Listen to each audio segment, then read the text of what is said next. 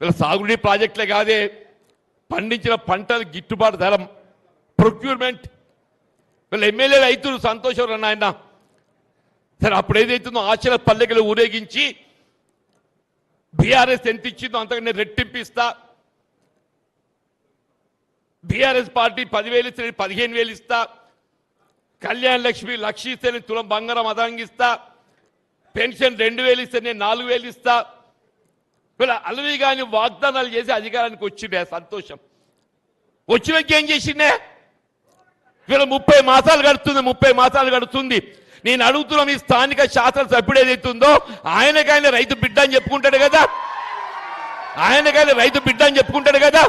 నేను అడుగుతున్నా, వేములవాడ నియోజకవర్గమే కాదు యావత్ తెలంగాణ రాష్ట్రంలో ఎక్కడైనా అదనపు తూకం లేకుంటే ధాన్యం సేకరణ చేసిన ఉదంతం ఉండి చెప్పని చెప్పండి.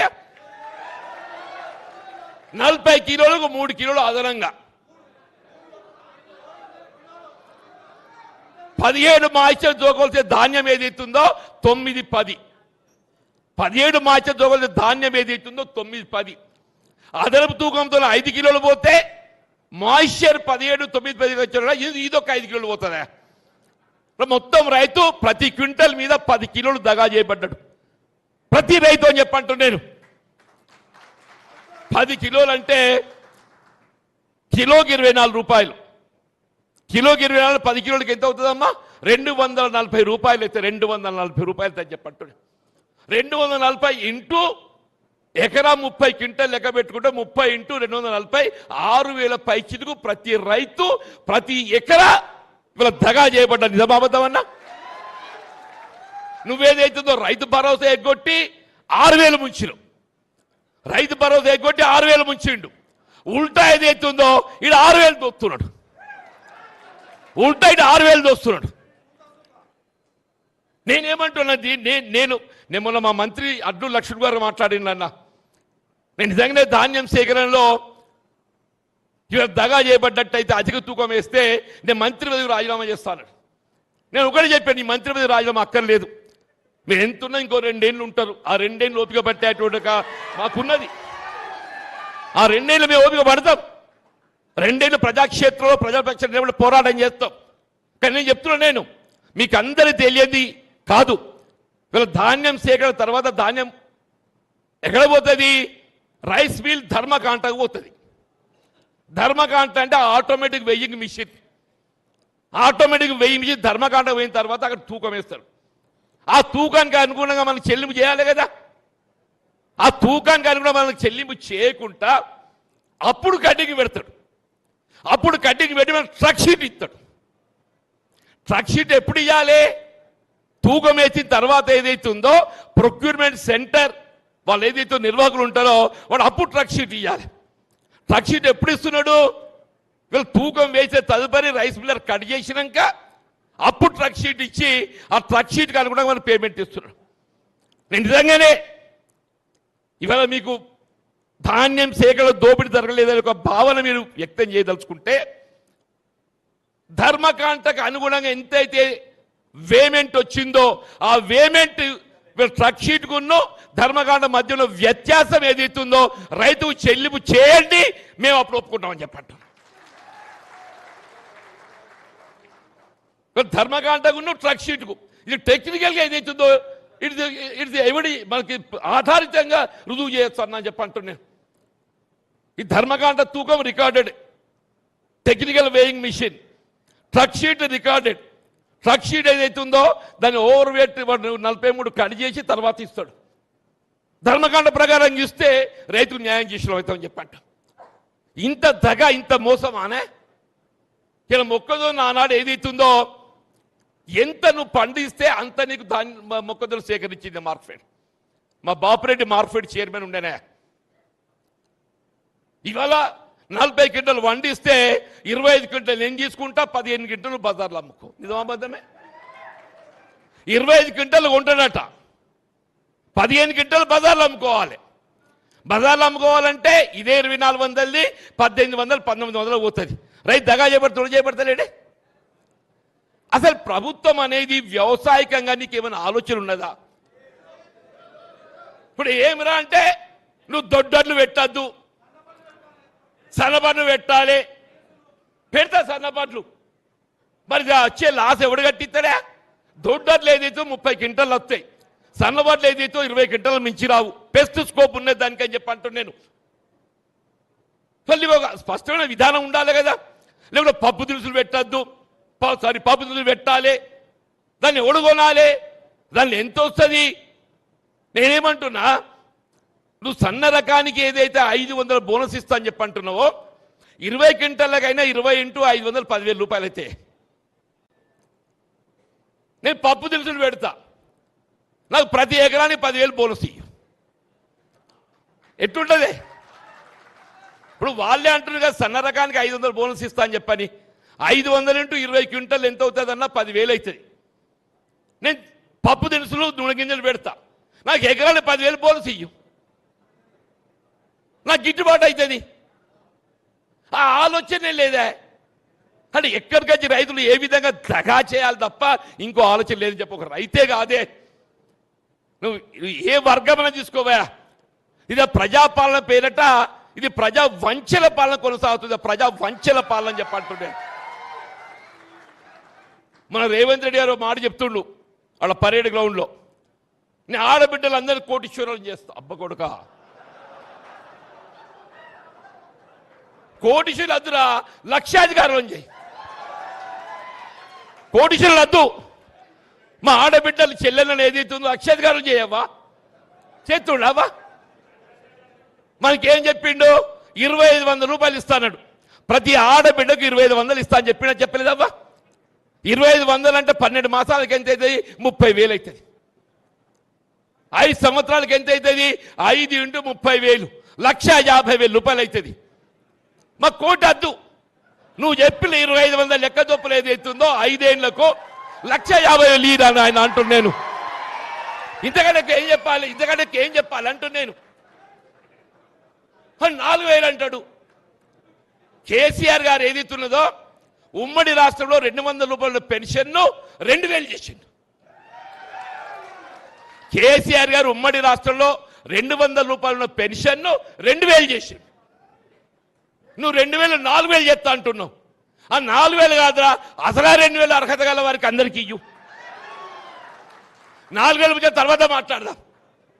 మా బీడీ కార్మికులు ఆడబిడ్డలు ఇక్కడ వేమరాళ్ళ సిరిసిల్ల ప్రాంతంలో అత్యధికంగా ఉంటారు. ప్రావిడెంట్ ఫండ్ కట్ అవుతున్నా కానీ ఏది ఇస్తుందో ఇవాళ ఇంతవరకు ఏది ఇస్తుందో అదనంగా ఒక్కరికి బీడీ పెన్షన్ ఇవ్వలేదు చెప్పంటున్నాయి. మా వృద్ధులు ఇవాళ ఏదైతే ఒంటరి మహిళలు, ఇవాళ వికలాంగులు, నువ్వు 4,000 పక్కన పడాయి. ఆ 2020 మన 2 జూన్ ఏదైతుందో తెలంగాణ అవతల దినోత్సవం అందరూ సంబరపడ్డాం అన్న. రేవంత్ రెడ్డి ఏదో మాయ చేస్తాడు, ఈ 2 జూన్కి వెళ్ళి ఏదో కొత్త పెన్షన్లు ఇస్తాడు అని చెప్పి అందరూ ఆశపడ్డారు సార్. పూర్ణ ఆ కొత్త పెన్షన్ పక్కన పెట్టు, ఆ అమలే పెన్షన్లకు ఏదైతుందో ఐరిష్ టెస్ట్ కొత్తగా పెట్టిండు. నీ కళ్ళు కనబడుతున్నాయా? నిజమాబద్ధమే? పెట్టలేదా? అరే అంటే ఇది ఏంది ఐరిష్ టెస్ట్? ఎందుకు? ఉన్న పెన్షన్లు రద్దు చేయడానికి, కొత్త పక్కన పెట్టు, ఉన్నాయి రద్దు చేయడానికి. మీరు ఏదైనా తీసుకోండి చెప్పంటారు, ఏదైనా తీసుకోండి. వీళ్ళ తెలంగాణ భవిష్యత్తు ఏదైతుందో యువత ఇవాళ కేటీఆర్ వైపు ఎందుకు చూస్తున్నారే? ఆయన యువకుడు కాబట్టి ఏదైతుందో ఈ తెలంగాణ యువత భవిష్యత్తు తీర్చిదిద్దగలిగేటువంటి ఒక సామర్థ్యం, ఆలోచన కేటీఆర్ గారికి ఉందని చెప్పని వారి నాయకత్వం వాళ్ళు కోరుకుంటున్నాను చెప్పంటున్నాను నేను. యువతకి ఏం కావాలి? చదువు కావాలి, చదువు కావాలి. నిరుద్యోగ యువతకి ఏదైతే ఉపాధి అవకాశాలు కావాలని చెప్పి అంటున్నా. అంటే ఇంటిగ్రేటెడ్ రెసిడెన్షియల్ స్కూల్ పేరు పెట్టిండే దానికి. ఏం పేరే? ఏంటమ్మా ఇంటిగ్రేటెడ్ ఏదో పెట్టిండు, ఇంటిగ్రేటెడ్ రెసిడెన్షియల్ స్కూల్ అని పెట్టిండు. అసలు నీ ఆ ఇంటిగ్రేటెడ్ రెసిడెన్షియల్ స్కూల్ విధి విధానం ఏంటి చెప్పాయా? దాని అడ్మిషన్ ఎట్లుండబోతుంది చెప్పు. దాని అడ్మిషన్ ప్రక్రియ ఎట్లుండో చెప్పాలని చెప్పద్దే? బోధకులు ఎవరు చెప్పాలని చెప్పద్దా? వీళ్ళు కేసీఆర్ గారు ఏదైతే సమాజంలో ఉన్నట్టుగా బలహీన వర్గాలు, దళితులు, మా గిరిజనులు, అల్పసంఖ్యాక వర్గాలకు ఏదైతుందో విద్య ప్రోత్సహింపజేయాలని చెప్పని ప్రత్యేకంగా ఒక 1000 గురుకులాశ్రమ పాఠశాల ఆరంభించిన, ఒక 1000 గురుకులాశ్రమ పాఠశాల. నువ్వు ఏ నియోజకవర్గంలో పోవే జ్యోతిబా పూలే గురుకులాశ్రమ పాఠశాల ఉందా లేదా? జ్యోతిబా పూలే గురుకులాశ్రమ పాఠశాల ఉందా లేదా అంటున్నాను. గిరిజన గురుకులాశ్రమ పాఠశాల, SC residential school, minority residential school ప్రతి కాడ పెట్టిండి అని చెప్పంటున్నాను. ఇదంతేంది? ఇలా రేవంత్ రెడ్డి కుట్ర ఏంటంటే ఇవన్నీ కనబడితే కేసీఆర్ కనబడతాడు, ఇవన్నీ కనబడితే ఎవరు కనబడతారు? కేసీఆర్ కనబడతాడు. కేసీఆర్ కనబడకూడదు చేయాలని ఏంటి? ఈ young India integrated residential school, young India integrated residential school అనే ఒక ఆలోచనలో ఇవన్నీ పట్టుకపోయి ఇవాళ కేంద్రీకృతం చేసి అక్కడ ముద్ద పెట్టాలన్నా చెప్పండి. ఇది కొత్త స్కూల్ కాదు. ఇవాళ 30 మాసాలు గడుస్తుందా ఒక్క కొత్త స్కూల్ పెట్టిండా? 30 ఒక్క కొత్త స్కూల్ పెట్టాడే వీడు పెట్టాడు, వీడు పెట్టాడు. వీడు ఉన్న స్కూళ్ళు మాయం చేస్తాడు, ఉన్న స్కూళ్ళు మాయం చేస్తాడు. వీళ్ళ గత బీఆర్ఎస్ ప్రభుత్వం కేసీఆర్ గారు ఆరంభింపజేసినటువంటి విద్య, ఇలా ప్రాథమిక హక్కు, రాజ్యాంగం కల్పించిన హక్కు, బాబాసాహెబ్ బిఆర్ అంబేద్కర్ గారి యొక్క ఆలోచన విధానానికి అనుగుణంగా ఏదైతుందో కేసీఆర్ గారు మరి విద్య ప్రోత్సహించాలని చెప్పి ఆలోచన చేస్తే ఈ దుర్మార్గుడు ఏదైతున్నదో మరి ఏమన్నా నాకు దోస్తు లేదే, నా అటువంటి వాళ్ళు బయటకు వెళ్ళగొడతాడే. నాకు అప్పుడప్పుడు అనిపిస్తుంది మా లక్ష్మీనరసింహరావు ఏమన్నాడు 25 ఏళ్ళు అనుబంధం అన్నాడా, ఆయనతో 25 ఏళ్ళు, కాంగ్రెస్తో నాకు 40 సంవత్సరాల అనుబంధం అని చెప్పి అంటున్నాను. ఈ 4 దశాబ్దాలు నేను కాంగ్రెస్ పార్టీ పెంచి పోషించిన, 4 దశాబ్దాలు కాంగ్రెస్ పార్టీ బలోపేతం కావడానికి కొరకు ఏదైతుందో నా కృషి, నా చెమట ఉందని చెప్పంటాడు.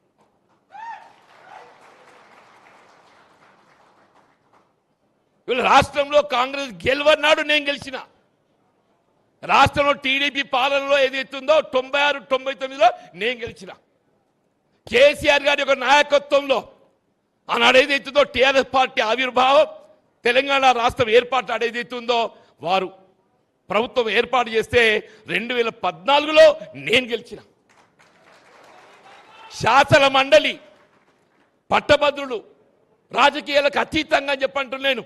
ఈ పార్టీ ఆ పార్టీ అని కాకుండా ఏదైతున్నదో అందరు కూడా అంటే మన బీఆర్ఎస్ కూడా ఓటేసి గెలిపించారు సార్.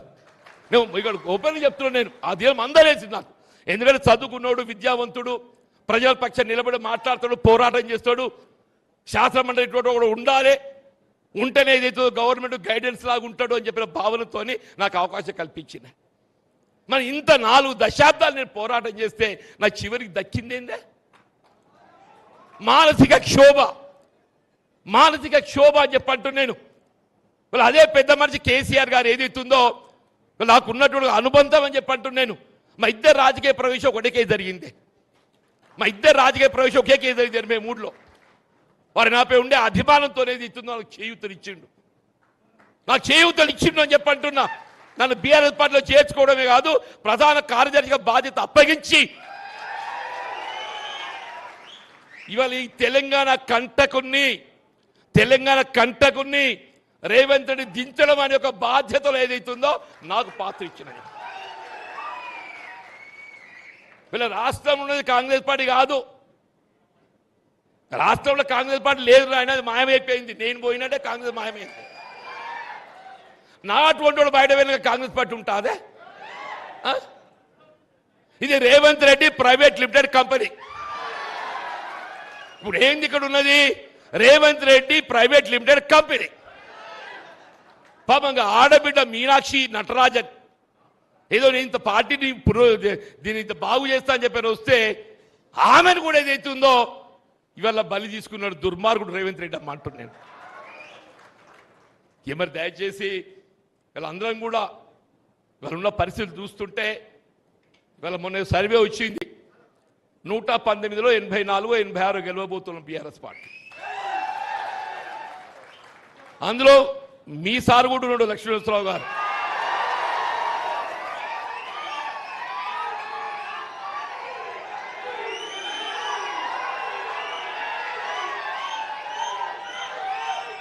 కానీ ఈ సంబరం సరిపోదు, ఈ సంబరం సరిపోదు. వీళ్ళ కుట్రలు కుతంత్రాలు ఎన్నొస్తాయో తెలియదు. ఈ కుట్రలు కుతంత్రాలను అడ్డుకొని ఏదైతుందో మనం మరింత బలోపేతం కావాలి.